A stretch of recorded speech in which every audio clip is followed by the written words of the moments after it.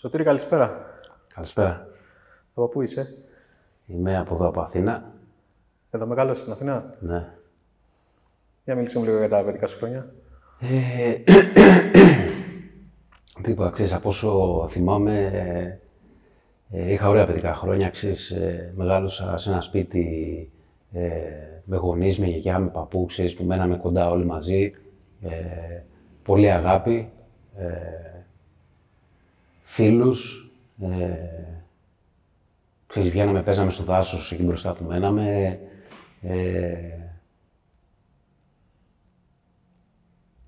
Ήταν πολύ όμορφα τα παιδικά χρόνια.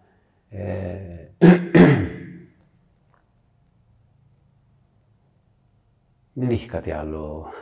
Να σου πω την αλήθεια, ήταν πολύ όμορφα απλά. Αυτό ήθελα. Δηλαδή δεν είχε ούτε δυσκολίες, ούτε προβλήματα, ούτε τίποτα. Η πολύ αγάπη στην οικογένεια. Δεν μου έχει λείψει ποτέ τίποτα.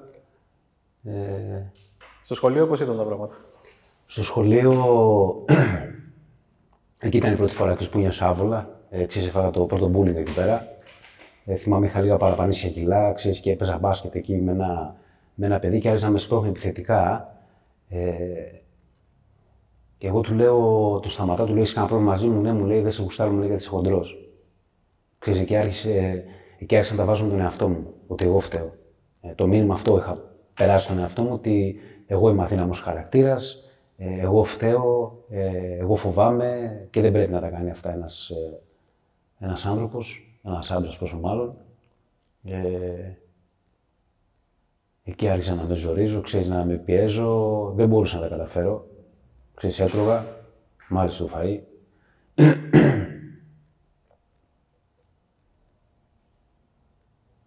Και απλά προσπαθούσα να χτίσω ένα χαρακτήρα, θυμάμαι, από τότε μικρός, πώς πρέπει να είναι ένας σκληρός άντρας, να μην φοβάται, να μην αφήνει κανένα να του μιλάει έτσι. Να απεξέλθεις σε ένα δυνατό αντρικό πρότυπο. Ναι, ναι. Που το είχα περάσει εγώ, δεν μου το έχει περάσει κανένα συγκεκριμένα, ή μπορεί να το έβλεπα και στον πατέρα μου, χωρίς να θέλω να το περάσω ανθρώπους. Και μετά το σχολείο, με τι ασχολήθηκες? Μετά το σχολείο, κατευθείαν, ξέρεις, ο πατέρας μου έβαλε στρατό. Για το λόγο του ότι ήμουν από παιδί ανεξέλεγκτος, ξέρεις, μου άρεσε πολύ αδρεναλίνη, την κυνηγούσα, έκανα motocross, άλλαζα μηχανές συνέχεια. Είχε και ο πατέρας το μικρόβιο με τις μηχανές. Και λέει ότι μπες στρατό, βγάλε και αυτή τη σχολή μέσα, ξέρεις, μπας και στρώσει ο χαρακτήρας μου. Ο χαρακτήρας και τι είχε μέχρι τότε? Ήμουν ανεξέλεγκτος, δηλαδή με τις μηχανές χτύπαγα, έπεφτα, με κυνηγούσανε. Κυνηγούσα ό,τι έντονο, ό,τι μου ανέβαζε με έφτανε στα κόκκινα, το κυνηγούσα. Τότε μαζευόμασταν ρίμπας, λεμανάκια, όλα αυτά ήταν τότε. Πάντα γύριζα χτυπημένο σπίτι, πάντα η μάνα μάζευα από νοσοκομεία, χτυπημένο, καρούμπαλα στο κεφάλι. Και για πες μου την ιστορία. Και μπήκα στη σχολή αυτή, δήλωσα, ξέρεις, δεν γνώριζα που πάω. Αξιωματικών ήταν σχολή. Μου είπε ο πατέρας μου και απλά το έκανα. Ό,τι μου λέγανε πάντα το έκανα. Δεν ήμουνα...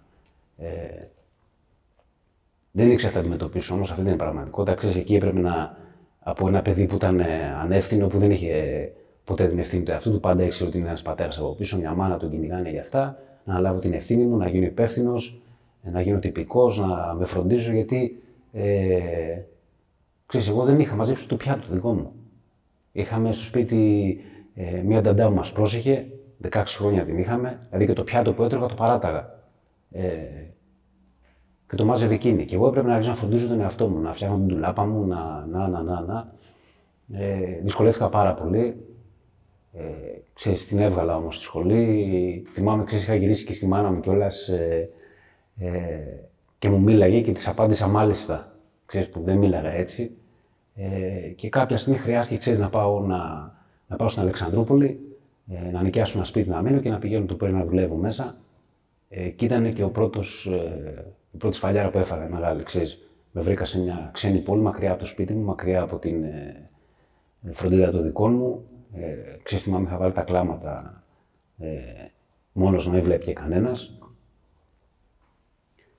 Ανθιπολοχαγός ήσουνα. Ανθιπίλαρχος. Ανθιπίλαρχος. Από δόκιμος έγινα ανθιπίλαρχος μετά. Okay. Απλά ήταν ωραία χρόνια και εκεί, αλλά δεν τα κατάφερα. Και εκεί ήμουν ανεξέλεγκτος πάλι. Δηλαδή δεν ήμουν εντάξει σε αυτά που έκανα. Κάθε Σαββατοκύριακο έφευγα, πήγαινα Αθήνα, ενώ απαγορευότανε. Ξέρεις, θα έπρεπε να είμαι εκεί πέρα, γιατί μπορεί να μας καλούσαν πάλι μέσα. Για το οτιδήποτε λόγο. Και εγώ έφευγα, πήγαινα Αθήνα. Το είχα πάρει τόσο ελαφρά το θέμα. Είχες προβλήματα με την υπηρεσία ή με το στρατό εκεί? Είχα αργήσει κάποιες φορές, είχα φάγει φυλακή κάποιες άλλες φορές. Όχι σοβαρά πράγματα όμως. Όχι σοβαρά πράγματα. Μέχρι που κάποια στιγμή, μία από τις φορές που κατέβαινα Αθήνα, με την παρέα που καθόμουν και αυτά, ξέρεις, μου παρουσιάσαν την κοκαίνη. Και εγώ απλά το θεώρησα ότι γιατί όχι. Ξέρεις, χωρίς να το σκεφτώ καν. Και η πραγματικότητα δεν κατάλαβα και τίποτα την πρώτη φορά. Ξέρεις, και για να φανώ ότι κατάλαβα, ξέρεις, είχα βγει έξω στην παρέα, άρχιζα να χτυπιέμαι και να κάνω και να ράνω για να σωματωθώ με την παρέα.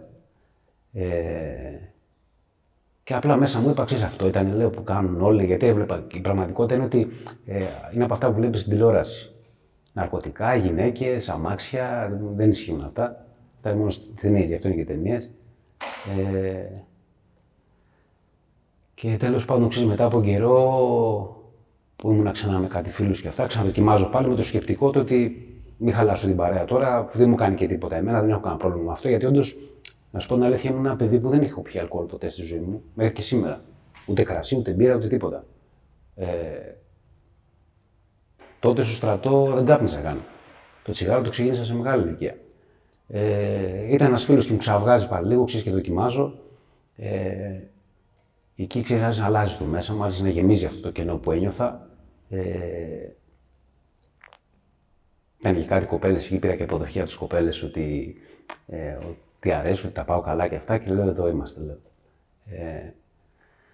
Και εκεί ξεκίνησε πολύ γρήγορα η κατρακύλα μου. Δηλαδή δεν ήταν, θυμάμαι, αυτό που μου κάνει και εντύπωση στον εαυτό μου ακόμα και σήμερα, το ότι δεν ήταν ότι μετά το έκανα περιστασιακά που και που έκανα βράδυ με την παρέα καλά. Με το που ένιωσα αυτό το πράγμα, είναι ο χαρακτήρας μου τέτοιος, ο εθισμός μου μάλλον, το δεν τον αναγνώριζα, που έπρεπε να πίνω με μανία.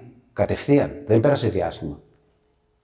Και έπινα κάθε μέρα με μανία. Που στο τέλος αυτό το ωραίο που πρόσφερε η παρέα και αυτά, εγώ κλείστηκα σε έναν γκαράζ μέσα, κλειδωνόμουν για να νιώθω αυτή τη μανία καταδίωξη που μου έβγαζε. Δηλαδή εκεί την έβρισκα εγώ. Έκανε συστηματική χρήση, δηλαδή από την πρώτη φορά που δοκίμασες. Ναι. Μετά έκανε συστηματική χρήση. Συστηματική χρήση. Δεν έβγαινες έξω να παρτάρεις και τέτοια? Τίποτα. Δεν μπορούσα. Απλά ήθελες να έχεις αυτό το αίσθημα. Αυτό το αίσθημα που μου δίνει αυτό το πράγμα. Μου γεμίζει αυτό ένα κενό που είχα μέσα μου, το γέμιζε. Και για πόσο καιρό το έκανες αυτό? Κάποιους μήνες στην αρχή, ξέρεις, μέχρι να. Γιατί δεν μπορούσα και εγώ. Πήγαινα σπίτι μερικές φορές όταν κάποια στιγμή έπρεπε να τελειώσει και έπρεπε να κάτσω εγώ να βρω την άκρη και να είναι ξύπνια ή να τη βρω. Έπρεπε να μείνω σπίτι κάποια πρωινά, γιατί και αυτή δεν ήταν 24 ώρου βάσος. Και έπρεπε να ξενερώνω μετά από αυτό στεγνά, ξέρεις, και δεν μου άρεσε αυτό το πράγμα. Μέχρι που εκεί ήρθε και η ηρωίνη. Ξέρεις, ένα βράδυ εκεί που καθόμασταν, εμένα η πρώτη μου σκέψη όταν μου το προτείνανε ήταν ότι η ηρωίνη, θάνατος, ομόνοια, βρεζάκια, έτσι το θεωρούσα. Έτσι ήταν περασμένο και από το σπίτι και από την κοινωνία. Και λέω, όχι, εγώ δεν θα πεθάνω. Δηλαδή, το θυμάμαι σαν τώρα. Λέω, θα πιω και θα πεθάνω. Αυτό νομίζω. Αυτό μου είχε περάσει από το σπίτι μου, η οικογένειά μου. Και στέλνω έναν άλλο, ξέρεις, να δοκιμάσει. Και λέω, αν πεθάνει αυτός, θα πιω εγώ μετά. Μυαλό και εγώ τότε. Και δοκιμάζει και είναι καλά. Ξέρεις, και δοκιμάζω και εγώ και αρχίζω και ζεσταίνω, με χαλαρώνω. Και λέω, πού εδώ είμαστε, εδώ το βρήκα. Και από εκεί ξεκίνησε μετά, ξέρεις, σταμάτα να πίνω το ένα από το πρωί. Και όταν τελειώνει το άλλο και πάω να ηρεμήσω, να πίνω το άλλο να με κατεβάζει για να ηρεμώ. Μέχρι να ξαναβρω πάλι την άκρη μου, τον τρόπο, πώς, τι, πού, γιατί. Γιατί στην αρχή ήταν και καλά τα πράγματα. Δεν είχαμε θέματα. Έκανε συνδυασμό των δύο, έτσι. Ναι.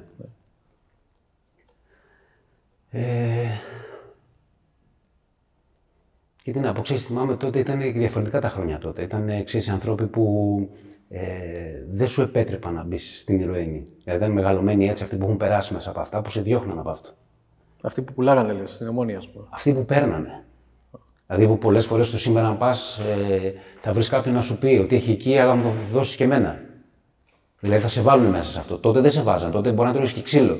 Ήταν οι σκληροί άνθρωποι τότε που ήταν εμπλεγμένοι σε αυτό και δεν θέλανε κανέναν άλλο να μπει μέσα σε αυτό και να περάσει αυτό που περνάει το Γολγοθά. Και εγώ ξέρεις, θυμάμαι μου το λέγανε μακριά από αυτό και το ένα και το άλλο, και εγώ πίστευα ότι όχι, σε μένα δεν θα συμβεί αυτό. Αυτό είναι για εσάς, λέω. Εγώ δεν θα περάσω. Μέχρι ξέρεις που θυμάμαι, σηκώθηκα ένα πρωί και άρχισα να πονάω και παίρνω ένα φίλο μου τηλέφωνο και του λέω: Ρε, εσύ, δεν μπορώ να σηκωθώ από το κρεβάτι, του λέω.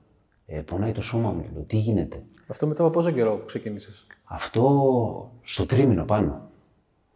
Στο τρίμηνο πάνω. Και η χρήση σου ήταν. Καθημερινή. Καθημερινή και ασταμάτητη. Ηρωινή. Κοκαίνη, αλλά και ηρωίνη μετά. Συνέχισε μου, συγγνώμη, να σε διακόψω. Και ξέρεις, θυμάμαι, του σηκώνω από το κρεβάτι και του λέω: Πονάω και αυτά. Μου λέει: Καλώς ήρθες, μου λέει: Αυτά είναι τα στερητικά. Του λέω: Τι είναι αυτό? Μου λέει: Χαρμάνα λέγεται. Και εκεί ξέρεις, έψαχνα να βρω. Δεν έβρισκα, χρειάζεται να τραβηχτώ κάτω στο κέντρο της Αθήνας. Και εκεί άρχισε το πιο χοντρό μπλέξιμο, ξέρεις, άρχισα να κλέβω τους δικούς μου, άρχισα να το καταλαβαίνουν και αυτοί δεν ξέρουν τι συμβαίνει. Γιατί τώρα ένας άνθρωπος έχει φτάσει σε αυτήν την ηλικία, δεν πίνει αλκοόλ, δεν καπνίζει, τι συμβαίνει? Και μια μέρα, ξέρεις, μπαίνω στον γκαράζ εκεί που είχαμε τα πράγματα και αυτά, του πατέρα μου, μπήκα να κλέψω για να πάω να βρω λεφτά. Γιατί πλέον είχε στενέψει ο κλειός, ξέρεις, δεν ήταν τόσο εύκολο όσο ήταν στην αρχή. Άρχισα να καταλαβαίνω και άρχισαν να κλείνουν πράγματα για αυτά. Και με περιμένανε μέσα οι γονείς μου. Ξέρεις, να βρούνε, λένε κάποια στιγμή θα έρθει. Και όπως μπαίνω μέσα, ξέρεις, πετάγονται από τον γκαράζ από την πίσω πόρτα. Εγώ τους βλέπω, ξέρεις, τρομάζω, έχω βγάλει και τον μπουφάν μου και φεύγω και τρέχοντας. Μες στον μπουφάν μου τα είχα εδώ πέρα μπροστά στην τσέπη. Ξέρεις, τα βρίσκουνε, εγώ εξαφανίζομαι γιατί ήξερα τι είχα αφήσει εκεί πέρα. Και θυμάμαι τον πατέρα μου, ξέρεις, να έρχεται μέσα στο δάσος εκεί που άραζα στην Πανεπιστημιούπολη, ξέρεις, και να μου λέει: Ξέρουμε τι κάνεις, έλα σπίτι να βρούμε μια λύση. Να σου πω κάτι, η καθημερινή χρήση κοκαίνης και ηρωίνης, τι κόστος μιλάμε τώρα? Πρέπει πολλά λεφτά η κοκαίνη, ιδίως κάνει πολλά χρήματα. Ναι, έκανα μεγάλη ζημιά στην οικογένειά μου. Δηλαδή, τι ποσότητες κατανάλωνες? Θυμάμαι μόνο, ξέρεις, ότι μου πετάγανε μια μπάλα έτσι. Παίρνανε ό,τι να πάρουν, τους έδινα από τα πράγματα του πατέρα μου και το έκανα. Δηλαδή και ο πατέρας μου είχε ένα χρηματοκιβώτιο, ξέρεις, που είχε λεφτά μέσα. Είχα βρει το κλειδί, άνοιγα και έπαιρνα λεφτά από μέσα. Ξέρεις, μέχρι κάποια στιγμή που οι δεσμίδες σιγά σιγά, ξέρεις, άρχισαν να αραιώνουν, και εκεί καταλαβαίνω ότι κάτι γίνεται. Λείπανε χρυσαφικά από το σπίτι και άρχισαν να καταλαβαίνουν γιατί κάτι συμβαίνει. Γύρισε πίσω, σε πήρε ο πατέρας του Πανεπιστημιούπολη και σου είπε ότι έλα σπίτι κάτι να κάνω. Και εκεί, ξέρεις, δεν ξέραν τι να κάνουν και αυτά και η μόνη λύση που βρήκαν εκείνη τη στιγμή, γιατί δεν είμαστε και μια κοινωνία, ξέρεις, που δεν ενημερώνει, το πιο εύκολο για αυτούς ήταν να με στείλουν σε μια κλινική, στην Κηφισιά, στη Γαλήνη.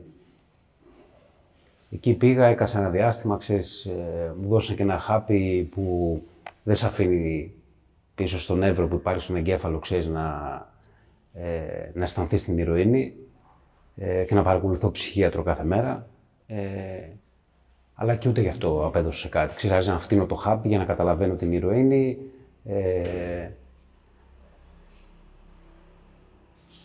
Και εκεί τελικά, ξέρεις, με στείλουν εξωτερικό και με στείλαν Ισπανία. Ήταν η πιο εύκολη λύση, πιο άμεση. Εκεί, ξέρεις, πήγα 17 μήνες, πήγα πολύ φοβισμένος και εκεί πέρα, ξέρεις, μακριά από το σπίτι μου. Τι να πω, ξέρεις, δύσκολα και εκεί. Ξέρεις, έπρεπε να μάθω τη γλώσσα, έπρεπε να μάθω, έπρεπε να διαβάζω, να γράφω. Έκατσα 17 μήνες και νιώθα πολύ όμορφα με τον εαυτό μου. Ξέρεις, γιατί είχα γίνει καλά, δεν πίστευα ότι θα ξαναγυρίσω εκεί πέρα. Δεν ήθελα κιόλας. Δηλαδή πλέον είχε φτάσει σε ένα σημείο η ταλαιπώρια που πέρναγα με αυτό το πράγμα, που δεν ήθελα να ξαναγυρίσω, αλλά δεν ήξερα τι συμβαίνει. και με το που ξαναγύριζα πάλι ξαναγινότανε. Δηλαδή μετά τους 17 μήνες γύρισα πάλι Αθήνα, ξαναείπια, ξαναέφυγα πάλι 17 μήνες στην Ισπανία, ξαναγύρισα, ξαναείπια, ξανά έκανα συμφωνία να γυρίσω 5 μήνες, ξαναγύρισα. Και εγώ, ξέρεις, να είμαι σε μια τρέλα και να μην ξέρω γιατί συμβαίνει αυτό. Γιατί δεν πήγαινα εσκεμμένα εκεί πέρα. Κατέληγα εκεί πέρα. Γιατί δεν μπορούσα, ξέρεις, να δω ποιο είναι το πρόβλημά μου. Μέχρι που κάποια στιγμή, ξέρεις, γνώρισα για πρώτη φορά, ξέρεις, τα 12 βήματα και εκεί άκουσα ότι, ξέρεις, ότι έχω την αρρώστια του εθισμού. Εκεί ανακουφίστηκα, ηρέμησα. Αλλά δεν έκανα κάτι γι' αυτό. Μου είπαν ότι εφόσον την έχεις, δεν είσαι υπεύθυνος, λέει, για την αρρώστια, είσαι υπεύθυνος για την άρρωσή σου. Και δεν έκανα ποτέ τίποτα γι' αυτό. Και συνεχώς γύριζα στα ίδια, ξέρεις, και μετά άρχισαν και τα πιο έντονα προβλήματα. Δηλαδή, μέσα λένε τα βιβλία, ξέρεις, ότι φυλακές, ιδρύματα και θάνατος. Δηλαδή, μετά κατέληξα και στα νοσοκομεία. Μετά κόλλησα το πρώτο μικρόβιο στην καρδιά. Στην Ισπανία πόσες ώρες πήγες? Πήγα 3 φορές. 3 ή 4. Τώρα φαντάζομαι πόσες φορές έχω πάει που το έχω ξεχάσει. Και τι διαστήματα έκατες εκεί αυτές τις φορές? 17 μήνες, 14, 5 και 1 μήνα μου φαίνεται. Την τελευταία φορά που έφυγα. Άρον. Οπότε την πρώτη φορά πήγες 17, θέλω να σταθώ λίγο εκεί, γι' αυτό το ξαναπάω εκεί πίσω. Έκατσες 17 μήνες την πρώτη φορά, γύρισες πίσω, ήσουν εντάξει, δεν είχες κάνει τίποτα. Ναι. Και εδώ πώς ξανακατρακύλησες πάλι όταν ήρθες? Εδώ απλά πήγαινα εκεί που έφτανα σε ένα σημείο τον εαυτό μου που δεν με γέμιζε κάτι εξωτερικό. Δηλαδή πώς να σου το πω, δεν ένιωθα καλά με τον εαυτό μου. Δηλαδή ό,τι και να έκανα πλέον δεν δούλευε. Η κοινωνία έχει έξω πράγματα, έχει ευθύνες, έχει τη ζωή. Εγώ ήμουνα ένα όριμο μικρό παιδάκι. Που σε ένα σπίτι μέσα, σε ένα κλειστό χώρο, μπορούσα να επιβιώσω. Ήξερα πρέπει να κάνω 5 πράγματα και τα έκανα και καλά. Έξω από αυτό μετά όμως, οι ευθύνες της ζωής, να ρημάσω, να περάσω μέσα από τις δυσκολίες μου, να αναλάβω την ευθύνη του εαυτού μου, να γίνω αυτόνομος αυτοσυντήρητος, αυτά δεν τα ήξερα. Και δεν μπορούσα. Και πολύ γρήγορα γύρισα στο γνωστό, γνώριμο τρόπο που ήξερα. Πόσο καιρό έκατσες στην Ελλάδα την πρώτη φορά που γύρισες από την Ισπανία? Την πρώτη φορά έγινε μπαμπαμ. Στις 25 μέρες ήμουν πάλι πίσω. Δηλαδή με το που ήρθες πήγες κατευθείαν? Ναι. Και έκατσες πόσο καιρό τη δεύτερη φορά? Δεύτερη φορά 14 μήνες. Και γύρισες πάλι πίσω και έκατσες πόσες μέρες εδώ? Μετά κράτησε κάνα μήνα, 1,5. Και ξανά πάλι μετά πίσω? Ξανά μετά πάλι πίσω με συμφωνία όμως, γιατί δεν μπορούσα. Θεωρούσα ότι το πρόβλημά μου είναι η Ισπανία. Ότι τώρα έχω καταλάβει το λάθος μου, ότι δεν θα ξανασυμβεί αυτό και βρήκα ποιο είναι το πρόβλημά μου. Που δεν είχα βρει τίποτα. Και έμεινα, όντως μετά τους 5 μήνες έμεινα 3 μήνες, αλλά πάλι κατέληξα πίσω στα ίδια. Γιατί ξέρεις τι ένιωθα? Ένιωθα ότι δεν μπορώ να. Ένιωθα ότι ακροβατώ στη μέση. Δηλαδή υπάρχουν οι κοινωνικοί και οι χρήστες. Εγώ δεν ήθελα να είμαι ούτε με τους κοινωνικούς, γιατί δεν είχα καμία. Δεν μπορούσα να συνεννοηθώ. Αλλά ούτε με τους χρήστες, γιατί δεν ήμουν χρήστης τότε. Και ήμουν στη μέση. Και έπρεπε να διαλέξω. Το πιο οικείο και το πιο εύκολο για μένα, το να μπλέξω με κοινωνικούς που εγώ δεν μπορούσα να συγκριθώ μαζί τους, γιατί αυτοί δουλεύανε, αυτοί είχαν τη ζωή τους, πληρώναν τις υποχρεώσεις τους. Εμένα το πιο εύκολο να πάω γύρω πίσω στη χρήση. Και αυτό έκανα. Το πιο εύκολο και απλό. Και πήγες τελικά την τελευταία φορά και έκατσες πόσο καιρό η Ισπανία? Την τελευταία φορά έκατσα 5 μήνες. Όχι, την τελευταία φορά έκατσα 1 μήνα. 1 μήνα και έφυγα Άρον. Πήγα την ελληνική πρεσβεία να μου βγάλουν εισιτήριο να γυρίσω Άρον πίσω. Η αντίδραση της οικογένειάς σου σε όλο αυτό το back and forth? Η αντίδραση της οικογένειάς μου, ξέρεις, όλο και πιο. Τι να πω, δεν μπορώ να σου πω μια αντίδραση. Είχαν απογοητευτεί, ας πούμε, δεν σου λέγανε ότι. Ακόμα και αυτό δεν θέλουν να μου το δείξουν. Δηλαδή δεν μπορούσα να φανταστώ ποτέ τη θέση μου να είμαι γονιός και να έχει ένα παιδί έτσι πρόβλημα. Δεν μπορούσα ποτέ να το κάνω. Αυτό που έχουν περάσει μαζί μου οι γονείς μου, πραγματικά σου μιλάω, δεν ξέρω πώς θα μου καταφέρει. Να έχουν ένα παιδί που έχει μια αρρώστια και να μην ξέρουν πού να απευθυνθούν για να λυθεί αυτό το πρόβλημα. Πραγματικά. Νιώθανε και αυτοί, δεν θα ήθελα ποτέ να είμαι στη θέση τους. Αυτό θέλω να σου πω μόνο για αυτό το κομμάτι. Με τους γονείς, ξέρεις, υπερπροσπάθειες, να είναι πάντα δίπλα μου, να μην μου λείψει ποτέ τίποτα. να αφήνουν ό,τι έχουν, ό,τι υποχρεώσεις έχει ο καθένας, να αφήνουν και τη δικιά τους προσωπική ζωή, να αφήνουν και τα άλλα δύο τους παιδιά, γιατί έχω άλλα δύο αδέρφια, να τα αφήνουν στην άκρη για να ασχοληθούν με το πρόβλημα. Οπότε γυρνάς την τελευταία φορά πίσω στην Ισπανία και πώς πάνε τα πράγματα μετά? Εκεί τα ισοπαίδωσα όλα. Δηλαδή, να φανταστείς, πήγα μέχρι και στους γύφτους στην Ισπανία να πιω. Στην Ισπανία λέμε τώρα, την τελευταία φορά. Ναι. Σε μια ξένη χώρα, με κίνδυνο να καταλήξω και στη φυλακή, δεν με νοιάζει πλέον. Και το έκανα, ξέρεις, ήπια, τη γλίτωσα, ήρθα πάλι πίσω Ελλάδα, μου βγάλει η μάνα μου το εισιτήριο και γύρισα. Και ξανά έμπλεξα πάλι στα ίδια, δεν υπήρχε κάτι. Δηλαδή και εγώ τους είχα πει κιόλας και στη μάμα μου μιλήσαμε κιόλας ότι εγώ δεν ξαναπάω εκεί πέρα πίσω. Ότι το πρόβλημά μου δεν λύνεται εκεί πέρα. Έχω προσπαθήσει άπειρες φορές. Γιατί η πραγματικότητα, ξέρεις ποια είναι, ότι μπορεί και εγώ να έπινα και να ήμουν σolo μέσα σε αυτό, αλλά ήθελα να βγω κιόλας. Δεν είναι ότι το έκανα με ευχαρίστηση. Δεν γούστα να πηγαίνω 17 μήνες στην Ισπανία, ούτε να είμαι μακριά από το σπίτι μου. Αλλά ήθελα να λύσω το πρόβλημά μου, αλλά δεν ήξερα πώς. Τι μου συμβαίνει. Δεν μπορούσα να το βρω. Όλο αυτό το καιρό που σταμάταγες, ξεκίναγες, γιατί το έχεις κάνει πάρα πολλές φορές από την Ναι. Τα στερητικά, δεν είχε στερητικά άσχημα για να... Είχα στερητικά άσχημα, ξέρεις, αλλά το θεωρούσα, επειδή είχα βλάψει τους γονείς μου, ξέρεις, με όλα αυτή τη ζημιά που τους έχω κάνει, ότι ο μόνος τρόπος για να μάθει ο Σωτήρης, εγώ δηλαδή, είναι να σκληρύνει. Δηλαδή, ακόμα και εκεί με λάθος τρόπο. Δηλαδή, η μόνη μου λύση ήταν ότι εγώ ίσως να τα κάνω όλα αυτά γιατί είμαι πολύ σκληρός σαν άνθρωπος. Ότι πρέπει να υποφέρω, ότι πρέπει να πονέσω. Αυτή ήταν η τιμωρία μου. Δηλαδή, είχα φτάσει σε ένα σημείο να μιλάω εγώ με τον εαυτό μου και να λέω: κοίτα να δεις, αυτή είναι η τιμωρία σου. Πρέπει να περάσεις τα στερετικά ξερά, πρέπει να μείνεις έτσι, πρέπει να υποφέρεις για να μάθεις. Τελικά δεν μάθαινα. Απλά αυτό που γινόταν μέσα από όλο το λάθος τρόπο που εγώ πίστευα ότι ήταν ο σωστός για μένα τότε ήταν να σκληραίνω σαν άνθρωπος και να χειροτερεύει ο εθισμός μου και γενικά και η χρήση μου. Τα στερετικά πώς είναι? Τα στερετικά είναι μία κρύο, μία ζέστη, τρέμουλο.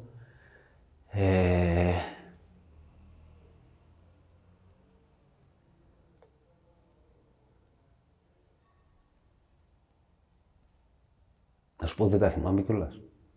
Δηλαδή, από την τελευταία φορά ήπια με τέτοια μανία που δεν ήθελα να ξυπνήσω. Δεν ήθελα να σηκωθώ. Πήγαινα για θάνατο, υπογεγραμμένα. Για να μην περάσω στερετικά. Για να μην βιώσω, ξέρεις, όλο το συναίσθημα, το τι έχω γκρεμίσει, το τι έχω καταστρέψει πάλι, το ότι πρέπει να ξαναπροσπαθήσω, το να νιώσω όλα αυτά πάλι. Με κούρασε αυτό το πράγμα. Είχες και την απογοήτευση από τόσες αποτυχημένες προσπάθειες. Ναι. Και λέγες ότι τελικά δεν μπορώ να το κάνω, ρε φίλε. Και για συνέχισε μου τελικά την ιστορία, πώς εξελίχθηκε. Και τελικά, ξέρεις, κατέληξα να γνωρίζω τη διαδικασία των 12 βημάτων. Αφού δεν μπορούσα να γυρίσω πίσω στην Ισπανία, δεν με ήθελα κιόλας. Και εκεί γνώρισα, ξέρεις, ότι έχω ένα πρόβλημα. Εκεί ανακουφίστηκα, να σου πω την αλήθεια. Αλλά δεν ήμουν διατεθειμένος να κάνω κάτι γι' αυτό. Και μετά από εκεί, ξέρεις, άρχισε και η σκληρή χρήση, άρχισαν τα νοσοκομεία.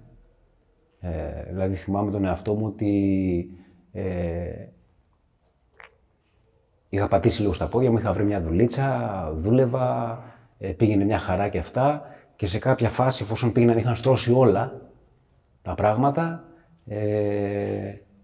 ότι μπορώ να πιω λίγο, να το διαχειριστώ εγώ ξέρω. Εγώ τώρα μπορώ. Τώρα που πες για δουλειά, το κομμάτι του στρατού πότε τελείωσε και πώς? Το κομμάτι του στρατού τελείωσε πριν πάω πρώτη φορά στην Ισπανία. Τελείωσε άσχημα. Γιατί άρχισα να κάνω μέσα κάποια πράγματα που δεν συμφωνούσαν με τους νόμους, να το πω έτσι. Δεν θέλω πολύ να αναφερθώ σε αυτό, γιατί δεν ξέρω τι πρέπει να πω και δεν πρέπει να πω. Και χρειάστηκε να με διώξουνε. Οπότε έχασα, ξέρεις, και μια καριέρα που θα μπορούσα να έχω, γιατί εκεί στόχευε ο πατέρας μου. Το ότι να έχω κάτι, ξέρεις, σίγουρο, κάτι να με κρατάει, κάτι να... και έχασα τα πάντα εκεί. Οπότε άλλη μια αποτυχία στις πάρα πολλές. Δεν ήταν μόνο το ότι είχα αποτυχία στο να καθαρίσω, ήταν μια αποτυχία ότι μου είχαν παρουσιαστεί πολλές ευκαιρίες να κάνω κάτι στη ζωή μου και εγώ το κλώτσαγα πάντα. Και θεωρούσα πάντα ότι θα υπάρχει ένας πατέρας από πίσω ή μια μάνα που θα μου τα προσφέρουν όλα. Πάμε τώρα πάλι στο εκείνο το κομμάτι της ζωής σου που λες ότι χαλάρωσες και βρήκε τη δουλίτσα σου και λες ότι... Εκεί χαλάρωσες, πήγαινε καλά η δουλειά, μου βγάζα πολλά λεφτά, βοηθούσα και στο σπίτι κιόλας. Όχι ότι είχαν ανάγκη, απλά βοηθούσα, ξέρεις, για να νιώσω κι εγώ πιο όμορφα με τον εαυτό μου. Απλά και πάλι δεν υπήρχε κάτι άλλο. Δηλαδή θυμάμαι ότι μου λέγανε να είμαι στη διαδικασία και αυτά. Εγώ λέω εντάξει, λέω, τώρα ποια διαδικασία, λέω εντάξει, εγώ το βρήκα τώρα, πήρα το δρόμο μου. Και εκεί, ξέρεις, άρχισα να δουλεύω πάρα πολλές ώρες, άρχισα να κοιμάμαι στη δουλειά, άρχισα να τρέχω για όλα, άρχισα να λαμβάνω ευθύνες που ήταν πάρα πολλές για μένα. Να κρατάω ένα μαγαζί, να κρατάω πληρωμές, να κρατάω εισπράξεις, να πηγαίνω τα βράδια να κάνω εισπράξεις. Σε κάποια σημεία, στην αλήθεια, νόμιζα ότι αφού πήγαινα τα βράδια να κάνω εισπράξεις από τα μαγαζιά και αυτά και τα προϊόντα που τους πηγαίναμε το πρωί, νόμιζα ότι είμαι και κάποιος. Είχα δει ότι και καλά ποιος είμαι εγώ και πάω και κάνω εισπράξεις το βράδυ. Και εκεί, ξέρεις, άρχισα να καβαλάω το καλάμι και θεώρησα ότι μπορώ να κάνω και λίγο χρήση, έτσι λίγο να χαλαρώσω και αυτά. Και εκεί τα ισοπαίδωσα όλα πάλι.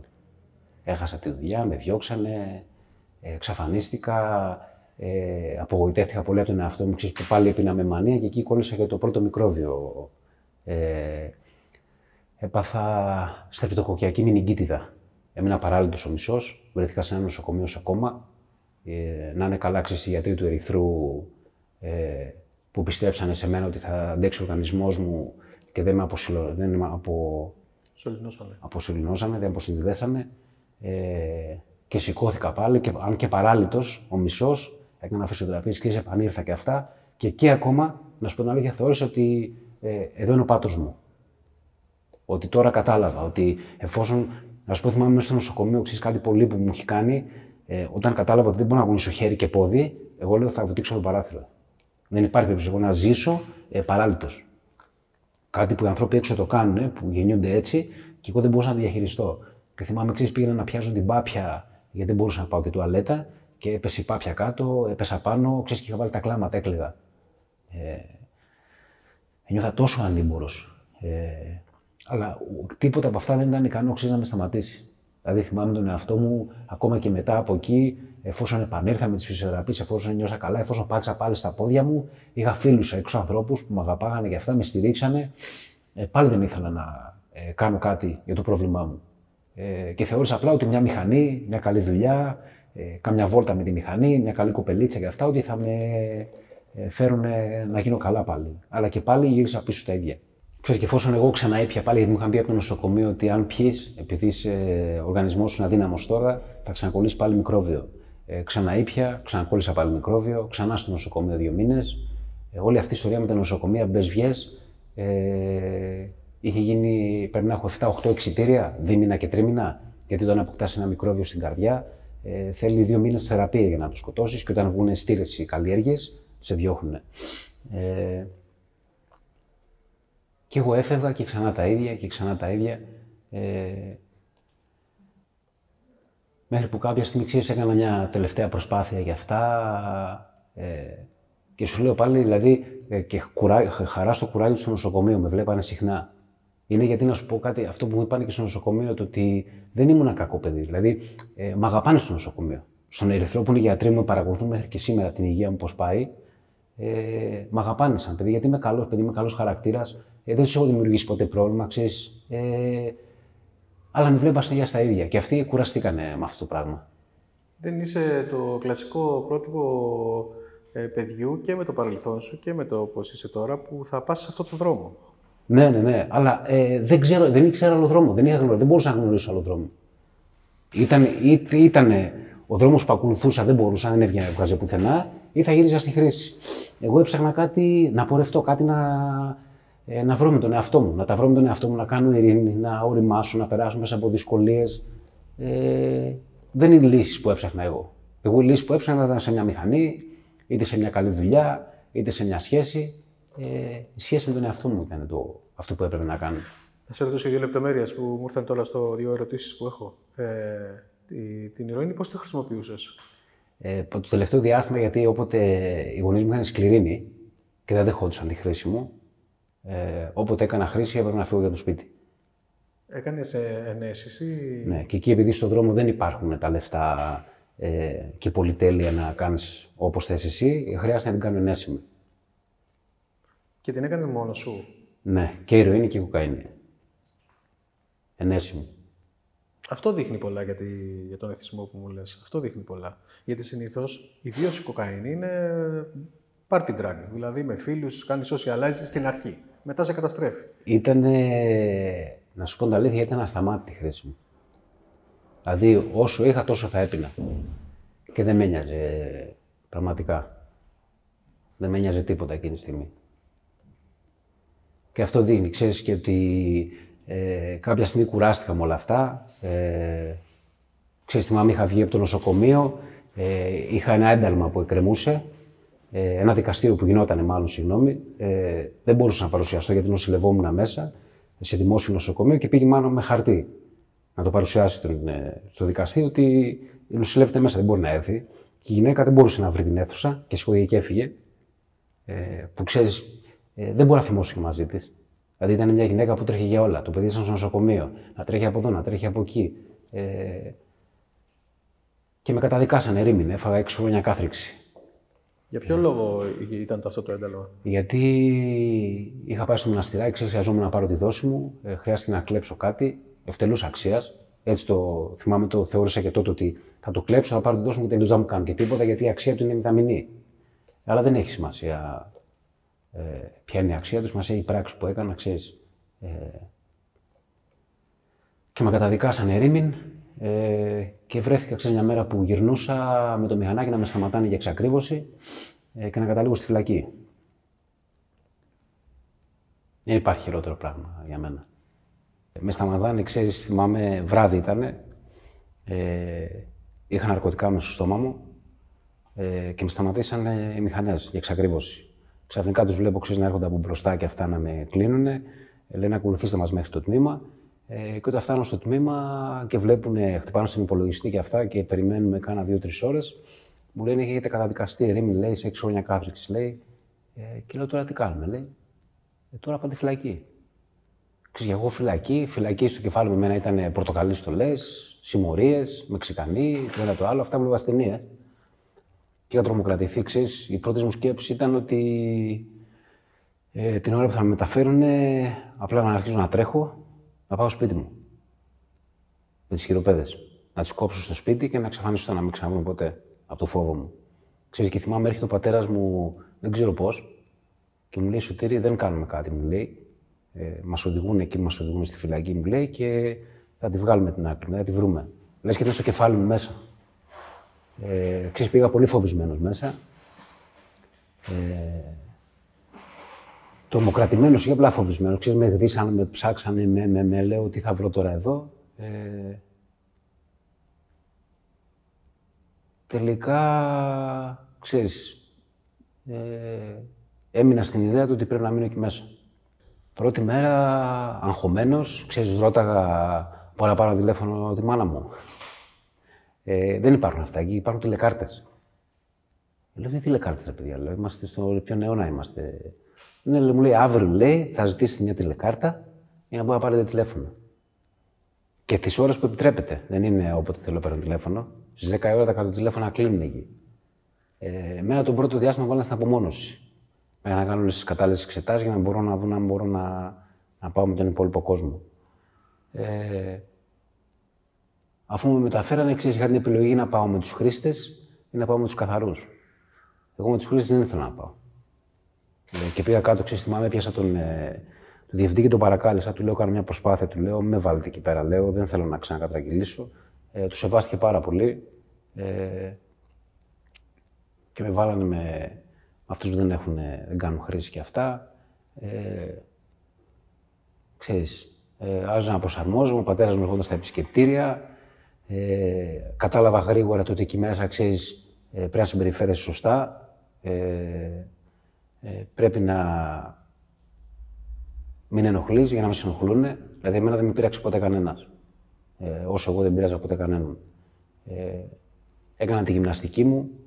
Ξέρεις, πρόσεχα τον εαυτό μου. Αφού να φανταστείς, θυμάμαι, είχαμε παραγγείλει και καβούρια. Και βράσαμε καβούρια μια μέρα μέσα, γιατί παραγγείλαμε σούπερ μάρκετ κάθε Παρασκευή. Δηλαδή, ζούσα ωραία εκεί μέσα. Μου είχαν φέρει και ναρκωτικά, μου τα προσφέρανε κάποιος που είχε μέσα, φίλος από τη Χρήση που τον ήξερα, που τον πέτυχα μέσα. Του είπα όχι, ξέρεις. Του είπα όχι και για να μην κόψουμε την καλημέρα του λέω μην ξαναέρθεις με αυτό το πράγμα, ξέρεις. Και εκεί άρχισα να νιώθω ότι είμαι καλά, ότι κάτι πάει καλά εφόσον εγώ δεν το κάνω. Αλλά πάλι, ξέρεις, εκεί που καταλήγω ήταν ότι όλο αυτό γινόταν γιατί ήμουν σε 4 τοίχους μέσα. Δηλαδή ήξερα από αρχής για που τελειώνει. Μπορούσα να ελέγξω εκεί μέσα το τι γίνεται ή το τι κάνω εγώ. Και γρήγορα πέρασε και αυτό το διάστημα που έκατσα μέσα, ένας χρόνος. Ξέρεις, με τη γυμναστική μου, τυπικό στο πρόγραμμά μου.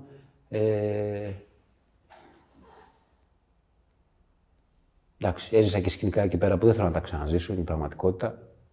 Ένα πρωί, ξέρεις, σηκώθηκα να πάω στην τουαλέτα και βρήκα έναν κρεμασμένο μέσα, με σεντόνι. Είχε κρεμαστεί, είχε μπει την προηγούμενη μέρα μέσα γιατί είχε. Τέλος πάντων, δεν θέλω να αναφερθώ στο τι είχε κάνει, δεν μου πέφτει και λόγος. Και επειδή δεν μπόρεσε να αντέξει το βάρος, κρεμάστηκε το πρωί και ήταν εκεί κρεμασμένος, ξέρεις.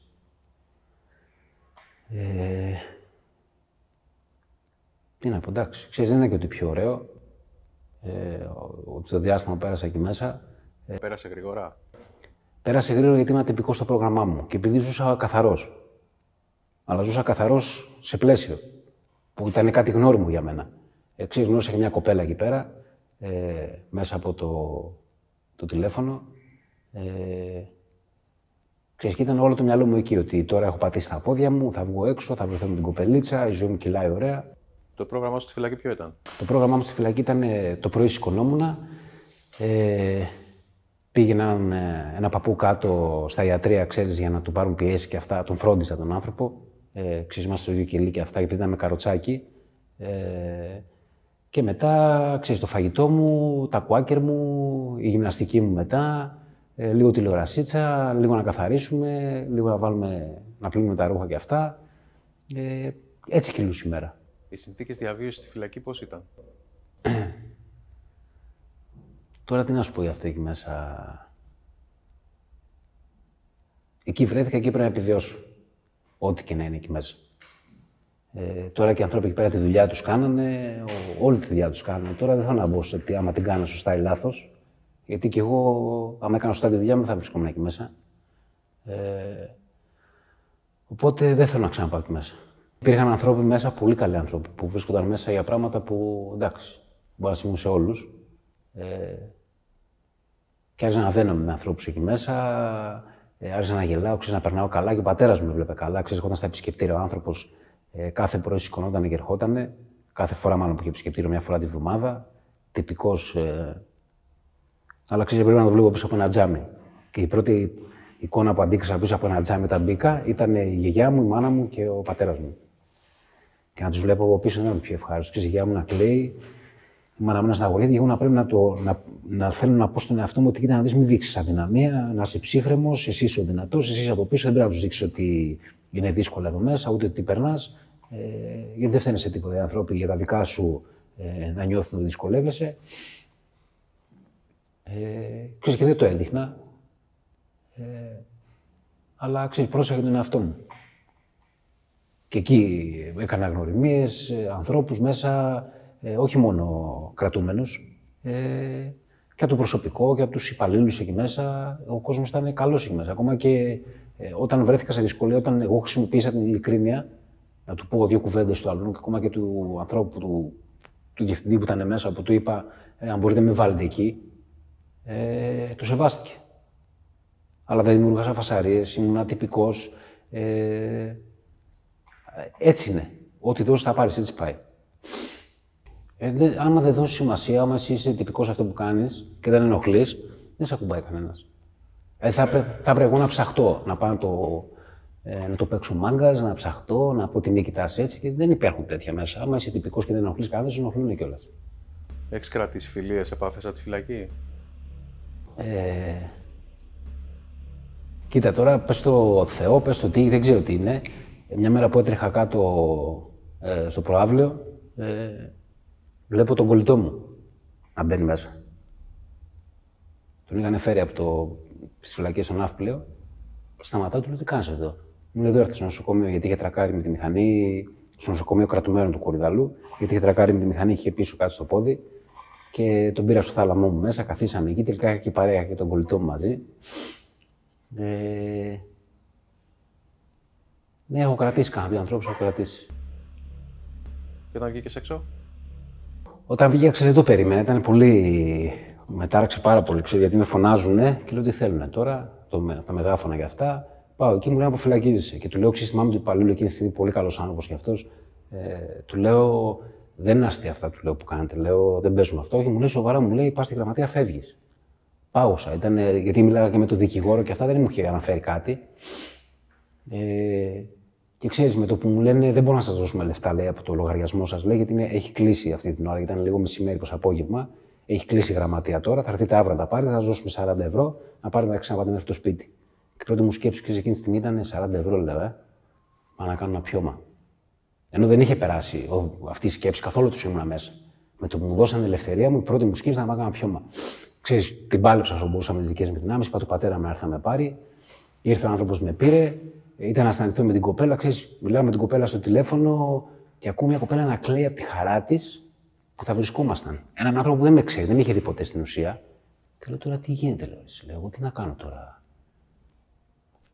Γιατί κλαίει, δηλαδή δεν μπορούσα να διαχειριστώ τα συναισθήματα του άλλου και τη χαρά που είχε απέναντί μου.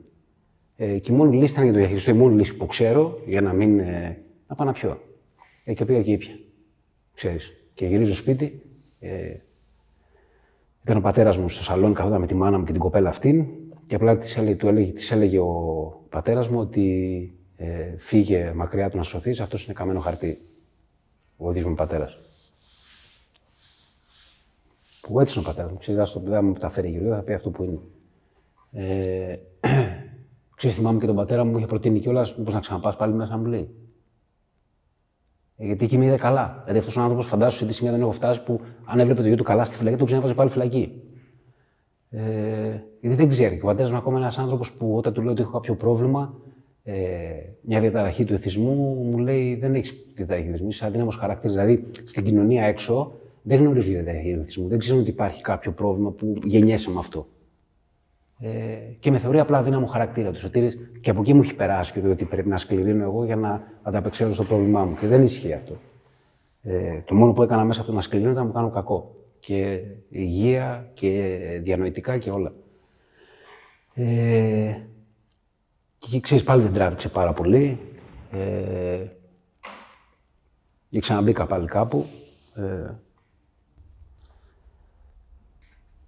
Για πόσο καιρό έκανες χρήση όταν βγήκες από τη φυλακή? Πάλι γρήγορα, κάνα 2 μήνες κράτησε. Δηλαδή μετά, ξέρεις, ο πάτος μου ερχόταν πολύ γρήγορα. Δηλαδή έπρεπε να πιω με τέτοια μανία και τόσο καταναγκαστικά που γρήγορα πάτωνα. Γρήγορα έφτανα σε σημείο που η υγεία μου δεν τα σήκωνε κι αυτά. Και πάλι πήγα κάπου σε κάποιο πρόγραμμα.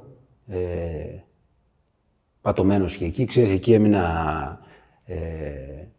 Αφού τελείωσα από εκεί, ξέρεις, έμεινα 2 χρόνια καθαρός.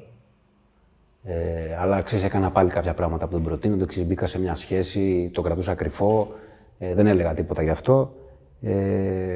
Και όταν ξέφυγε το πράγμα στα 2 χρόνια, είχα φτάσει σε ένα σημείο που δεν μπορούσα. Επειδή εγώ ήμουν ειλικρινής απέναντι στους ανθρώπους που με βοηθήσανε και αυτά, δεν μπορούσα να το σηκώσω μόνος μου. Και η μόνη μου λύση, ξέρεις, ήταν να πιω.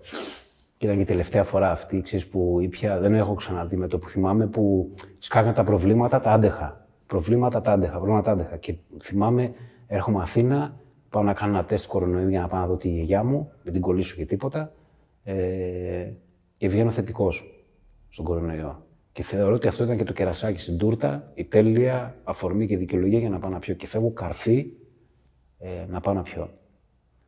Και πίνω και θυμάμαι, ξέρεις, η πρώτη φορά που ήπια, το θυμάμαι σαν τώρα, δεν έσβησε τίποτα. Δεν ηρέμησα, δεν μαλάκωσε. Θυμάμαι να ξυπνάνε όλα πάλι. Όχτα γκρέμεις, όχτα κατέστερος, πάει η ζωή σου. Και ήπια με τέτοια μανία που δεν θυμάμαι τίποτα από αυτό το διάστημα. Για πρώτη φορά στη ζωή μου, ξέρεις, επειδή είμαι και λίγο. Φοβάμαι λίγο, ξέρεις, θέλω να έχω τις αισθήσεις μου όσο μπορώ. Που έχασα τις αισθήσεις μου.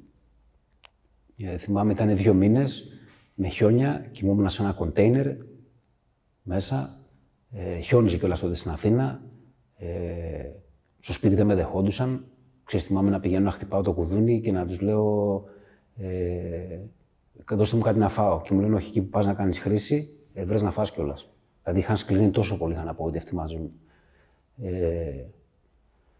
Δεν ήξερα τι να κάνω, ξέρεις, και το μόνο που θυμάμαι είναι ότι ανοίγω τα μάτια στο νοσοκομείο μέσα, δεμένος, στο κρεβάτι, να προσπαθώ να με λύσω, να τους ρωτάω γιατί με δέσατε.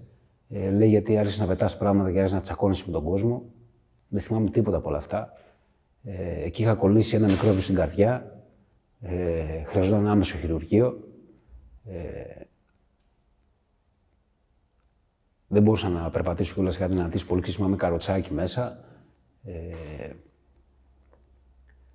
Κατά τη διάρκεια που νοσηλευόμουν στο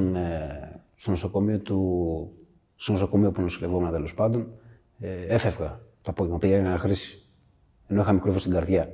Δηλαδή φαντάσου πόσο πολύ με ένοιαζε. Η μάνα μου να μου λέει που πας, τι κάνεις, το ένα το άλλο, δεν μπορούσα να κάνουμε κάτι. Ξέρεις, και αναγκαστικά, εφόσον βγήκαν οι στήρες μετά οι καλλιέργειες του μικροβίου, έπρεπε να μπω για χειρουργείο. Εγώ δεν σκέφτηκα τότε ότι σε ένα χειρουργείο θα υπάρχει μια ανάρκωση, το ότι παρενέργειες μπορεί να δημιουργηθούν, ξέρεις, από τη χρήση που κάνω, που το κρύβω και από τους γιατρούς μέσα. Και μπήκα φοβισμένος, ξέρεις, ότι άμα δεν δουλέψει η νάρκωση, άμα σηκωθώ στα μέσα του χειρουργείου, άμα 1002, ξέρεις. Τελικά δεν είναι αυτό το πρόβλημά μου. Θυμάμαι, μπήκα για το χειρουργείο, σηκώνομαι, ξέρεις, είμαι στην εντατική μέσα, ανοιχτός εδώ, μηχανήματα παντού. Να μην ξέρω τι γίνεται που βρίσκομαι, να μην ξέρω, είναι μέρα, νύχτα, που είναι οι δικοί μου, ξεπαγορεύουν να μπουν να με δούνε. Και κάθομαι άλλους 2 μήνες εκεί, ξέρεις, σιγά σιγά περπατάω με μια μπαταρία στο χέρι, την κουβαλάω δίπλα μου, να μπορώ να περπατήσω σιγά σιγά. 2 μήνες εκεί μέσα έβλεπα πολλές κινήσεις περίεργες, δεν ήξερα τι συμβαίνει και αυτά. Προσπαθούσα στο κεφάλι μέσα να βάλω μια τάξη, έβλεπα τη μάνα μου να έρχεται, να φεύγει. Δεν μπορούσα να καταλάβω. Άλλος γιατρός ερχόταν, άλλος μου παρουσιαζόταν ότι μου κάνει το χειρουργείο. Δεν μπορούσα να καταλάβω, ξέρεις. Και όταν βγήκα από εκεί, χρειάστηκε να φύγω. Όταν έγινα καλά, κλείσαμε, τελείωσα με τα μηχανήματα και αυτά και μπορούσα να πάω σπίτι. Θυμάμαι, ξέρεις, με έβαλε η μάνα, με έκατσε σε ένα καναπέ και μου λέει, άκου να σου πω κάτι, μου λέει. Οι γιατροί μέσα στο χειρουργείο πήγαν να κάνουν πρακτική επάνω σου. Πήγανε να σε σκοτώσουν στην ουσία. Γιατί άμα δεν έβγαινε, είχα απογράψει εγώ, το ότι μπορεί να μην πετύχει το χειρουργείο, ότι άμα δεν έβγαινε, απλά θα λέγανε ότι είναι ένας χρήστης, όπως είναι όλοι, και δεν άντεξε ο οργανισμός του φυσικά. Και ξέρεις, όταν το άκουσα αυτό δεν το πίστευα. Πρακτική τι εννοείς? Επειδή οι γιατροί ήταν επικουρικοί αυτοί, δεν ήταν ο γιατρός που έπρεπε να είναι από πάνω, που έχει γνώση, που ξέρει που το έχει ξανακάνει και να είναι και άλλοι. Το αναλάβανε μόνοι τους. Και θυμάμαι, ξέρεις, από ό,τι μου είπανε μάλλον, δεν θυμάμαι, ότι ήταν πάνω από το χειρουργείο πόση ώρα να με ανοίξουνε και δεν ξέρανε και αναισθησιολόγος, επειδή και στην αναισθησία δεν μπορεί να παίρνω αναισθησία επαόριστο, είναι κάποιες ώρες, γιατί μετά μπορεί να τα κλατάρει ο οργανισμός μου. Κάλεσε τον εφημερεύον καρδιοχειρούργο, ξέρεις, να τον έχει καλά ο Θεός, τον κύριο Ηλία Κουρίνη. Ξέρεις, τον κάλεσε ότι έλα μέσα, λέει, θα το φάνε το παιδάκι.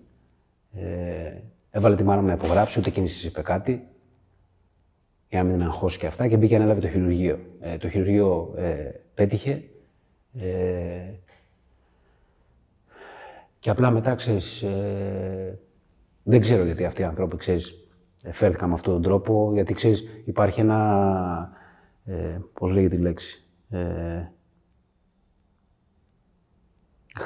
χρήστης, κατεστραμμένη οικογένεια, δεν έχει ανθρώπους από πίσω, δηλαδή δεν είναι έτσι ο χρήστης. Ο χρήστης μπορεί να είναι οποιοσδήποτε. Και όχι μόνο αυτό, έχουν ότι οι χρήστες προέρχονται από κατεστραμμένες οικογένειες. Δεν πάει έτσι. Η δικιά μου οικογένεια είναι πάντα δίπλα μου. Και τελικά πέσαν έξω εκεί, γιατί δεν περιμένω ότι θα έχω οικογένεια από πίσω. Ξέρεις, έχουν κινηθεί όλες οι κατάλληλες ενέργειες που πρέπει για να πάρει ο καθένας αυτό που πρέπει να πάρει. Νομικές διαδικασίες. Νομικές διαδικασίες, ναι, ακριβώς. Ήταν σοβαρό, ξέρεις, και το ίδιο διάστημα κιόλας, στις 12 ώρα βγήκα από το χειρουργείο, στις 2 ώρα πέθανε η γιαγιά μου. Και αυτό το έμαθα τότε, ξέρεις, έβαλα τα κλάματα, ήμουν στο σπίτι της μάνας μου, της είπα μετά από 2-3 μέρες να πάω μια βόλτα με μηχανάκι και ξαναπήγα έκανα χρήση πάλι. Δηλαδή, φαντάσου, εγχειρισμένος από νοσοκομείο να πήγα να ξανακάνω χρήση. Δεν μπορούσα να αντέξω όλο αυτό που είχε συμβεί, που πήγα να με φάνε, που έχασα τη γιαγιά μου. Γιατί είμαι εγώ υπεύθυνος για αυτό. Η γιαγιά μου ήταν, ξέρεις, δεν έβγαινε με τα νοσοκομεία καιρό, αλλά εγώ δεν μπορούσα να τη δω γιατί ήμουν στη χρήση. Δεν ήθελε η μάνα μου να τη δω, γιατί φοβόταν, μην την πάθει τίποτα. Τι έγινε με τους γιατρούς που πήγαν να σου κάνουν την εγχείρηση, την πρακτική, τους μιλήσατε, τους αντιμετωπίσατε? Από ό,τι μου είχε πει η μάνα μου, αυτός ο γιατρός πήγε μέσα, έπιασε τον γιατρό που μου έκανε εγχείρηση και αυτά, και ήταν και η μάνα μου μπροστά και έκλαιγε γιατί της έλεγε όχι, έχω 2 παιδιά και αυτά. Και του λέει η μάνα μου και εγώ θα είχα 2 τώρα, όχι 3. Και η μάνα μου πολύ σκληρή σε αυτά. Δεν ξέρω τι και πώς έγινε με αυτούς τους γιατρούς, πραγματικά, και αν έχουν και παιδιά ακόμα χειρότερο, που δεν έχουν ενσυναίσθηση, που δεν καταλαβαίνουν ότι και αυτό το παιδί που χειρουργούμε, ασχέτως αν είναι χρήστης, έχει μια οικογένεια από πίσω, έχει ανθρώπους που θα κλάψουν άμα φύγει. Και δυστυχώς έτσι συμπεριφέρονται σε όλους, σε αυτό το τομέα. Δεν υπάρχει, ξέρεις, η γνώση ότι είναι ένα πρόβλημα, μια διαταραχή που δεν λύνεται έτσι απλά. Και τι να πω, ξέρεις, μετά μου λέει η μάνα μου, ξέρεις, το θυμάμαι σαν τώρα για την αρρωγή. Ξέρεις, εγώ δεν είχα φτάσει σε ένα σημείο, ξέρεις, που δεν είχα, που έλεγα πάω να δω τι θα γίνει. Δηλαδή είχα φτάσει και εγώ σε ένα σημείο που ήταν αδιέξοδο. Μέσα από ένα γνωστό, ξέρεις, μου είπε η μάνα μου ότι υπάρχει η αρρωγή, το συμβουλευτικό κέντρο. Ξέρεις, ήταν η πρώτη φορά μάλλον στη ζωή μου που δεν έκατσα να το σκεφτώ για αυτά, που απλά άφηνα να με πάει που με πάει. Δηλαδή είχα φτάσει τόσο πάτο και πάω εκεί, ξέρεις, γνωρίζω το Φάνη, ξέρεις, ήταν μια εμπειρία πολύ ωραία γιατί πήγα πολύ κατεστραμμένος. Είναι πραγματικότητα, ξέρεις, να κλαίγομαι, ξέρεις, να έχω μάθει όλα αυτά και να είμαι θυμωμένος ακόμα και με τη μάνα μου. Γιατί δεν μ' άφηνε να πεθάνω στο νοσοκομείο. Να ησυχάσουν και αυτοί να ησυχάσουν κι εγώ. Δηλαδή είχα φτάσει στο ίδιο σημείο να μην μπορώ να βρω λύση άλλη, που η μόνη λύση ήταν ο θάνατος.